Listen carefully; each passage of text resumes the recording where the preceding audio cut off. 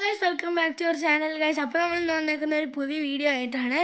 അപ്പം നമ്മളിപ്പോൾ ഉള്ളത് വയനാടിൻ്റെ ഗാർഡൻ സിറ്റിയിലാണ്. ഇതിപ്പം വയനാടിൻ്റെ ഗാർഡൻ സിറ്റി ആയി മാറിക്കൊണ്ടിരിക്കുകയാണ്. അതെന്താണ് അതിൻ്റെ കാരണം എന്ന് ഞങ്ങൾ ഈ വീഡിയോയിൽ കാണിച്ചു തരാം.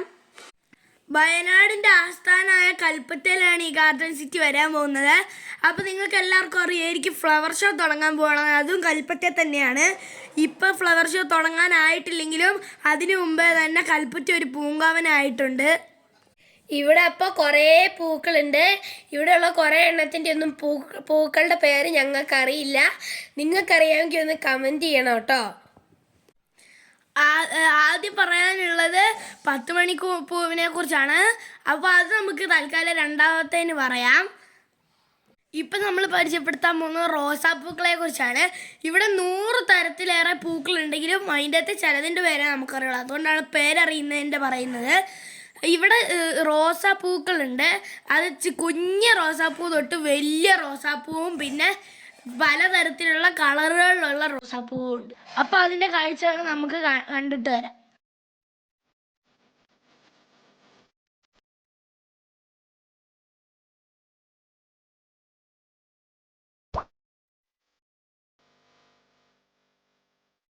ഇനി നമ്മൾ പറയാൻ പോകുന്നത് ചെമ്പരത്തി പൂക്കളെ കുറിച്ചാണ്. പലതരത്തിലുള്ള ചെമ്പരത്തി പൂക്കളുണ്ട്. ചെറുതും ഉണ്ട്, വലുതും ഉണ്ട്.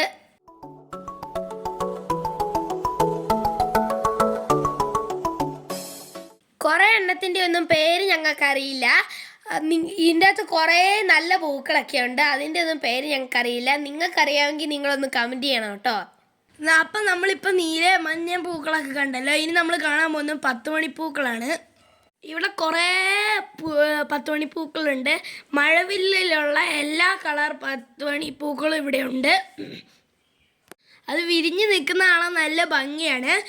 രാവിലെ 10 മണിയോടെ വെയിൽ തെളിയുന്നോടെ ഇതെല്ലാം വിരിയും. അത് കഴിഞ്ഞ് ഉച്ചയാകുമ്പോഴത്തേക്ക് ഇതെല്ലാം കൊഴിഞ്ഞു പോവും. അപ്പോൾ അത് വൈകുന്നേരം ആവുന്നതോടുകൂടി അത് മഴക്കാറ് വരുന്നതുകൊണ്ട് വാടിപ്പോവും. പിന്നെ മഴ പെയ്ത് കഴിഞ്ഞാൽ കൂമ്പെല്ലാം വാടിപ്പോവും. പിന്നെ നല്ല വെയിൽ തെളിയുമ്പോൾ അത് വീണ്ടും രാവിലെ വിരിയും. ഇത് നമ്മളെ നഗരസഭയിലുള്ള ക്ലീനിങ് സ്റ്റാഫുകൾ നട്ടുപിടിപ്പിച്ചതാണ് ഇതെല്ലാം.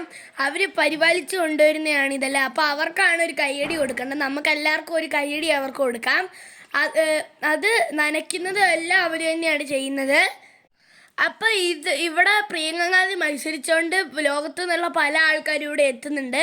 അതുകൊണ്ട് അവിടെ വരുന്നവരെല്ലാവരും നല്ല അഭിപ്രായമാണ് പറയുന്നത്. അപ്പോൾ ഈ കൽപ്പറ്റ ഇനി ഒരു ക്ലീനായൊരു നഗരമാവാൻ പോവുകയാണ്. അപ്പോൾ നിങ്ങൾ ഇനിയിപ്പോൾ അവിടെ ചെന്നിട്ട് പൂ പറിക്കാമെന്നൊന്നും വിചാരിക്കരുത്.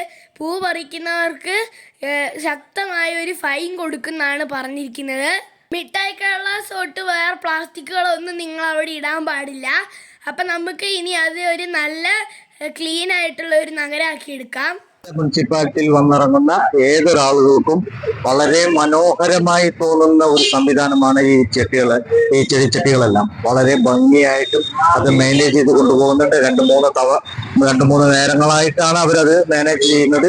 വെള്ളമൊഴിച്ച് വളമിട്ട് കളകൾ പറിച്ച് വളരെ മനോഹരമായിട്ട് അവർ നോക്കി നടത്തുന്നുണ്ട്. ഇത് വളരെ ഭംഗിയുണ്ട്. ഇവിടെ കൽപ്പറ്റ വന്നിറങ്ങുന്ന ഓരോ വ്യക്തികൾക്കും വളരെ ഭംഗി തോന്നുന്ന തരത്തിലാണ് ഓരോ ചെടികളുള്ളത്.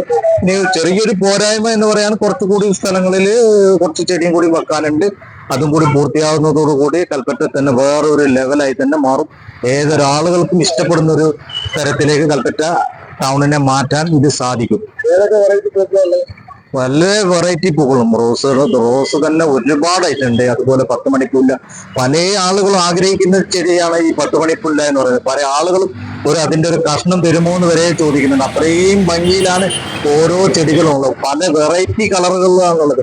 ഒരുപാട് 100 കണക്കിന് വെറൈറ്റി ചെടികളുണ്ട് എന്ന് തന്നെ പറയാം നമുക്ക്. അത്രയും മനോഹരമായ ചെടികളാണ് ഇവിടെ കൽപ്പറ്റ മുനിസിപ്പാലിറ്റി നമുക്ക് വേണ്ടിയിട്ട് സമർപ്പിച്ചത് എന്ന് തന്നെ പറയാം. എല്ലാ ആളുകളും ചില കടക്കാർ നനക്കലുണ്ട്. മുനിസിപ്പാലിറ്റി എല്ലാ ദിവസവും രാവിലെയും ചില സമയങ്ങളിൽ വൈകുന്നേരം വന്ന് നനക്കാറുണ്ട്. ഇപ്പൊ മഴ പെയ്യുന്നത് കൊണ്ട് പിന്നെ നനവ് കുറവാണ്. എങ്കിലും എല്ലാ ദിവസവും 2 നേരം മുനിസിപ്പാലിറ്റിന്റെ ആളുകൾ വന്ന് നനക്കുന്നുണ്ട്. ഒരുപാട് അതിന് തന്നെ 4 or 5 ആളുകൾ അതിനായിട്ട് തന്നെ ഉണ്ട് ഇവിടെ. മുനിസിപ്പാലിറ്റി അതിനുവേണ്ടി നിയോഗിച്ചിട്ടുണ്ട്.